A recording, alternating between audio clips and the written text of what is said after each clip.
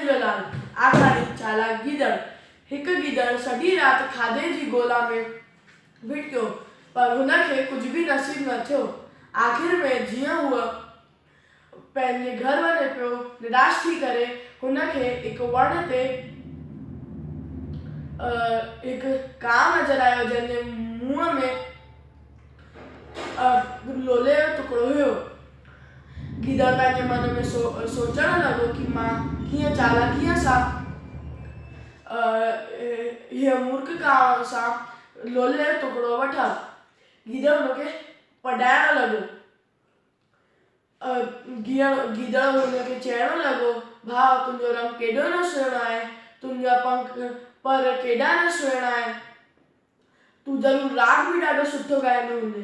हीअ ॿुधी करे, पंहिंजी सारा ॿुधी करे कांव फूंद सां भरिजी वियो। जीअं ई कांव पंहिंजो कां करण लाइ पंहिंजो मुंहुं खोलई, लोले जो टुकड़ो हेठि किरी पियो ऐं गीदड़ हुनखे खणी करे भॼी वियो।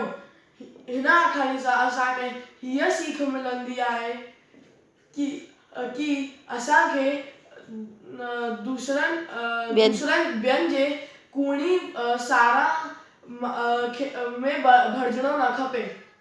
जय झूलेलाल। ओके।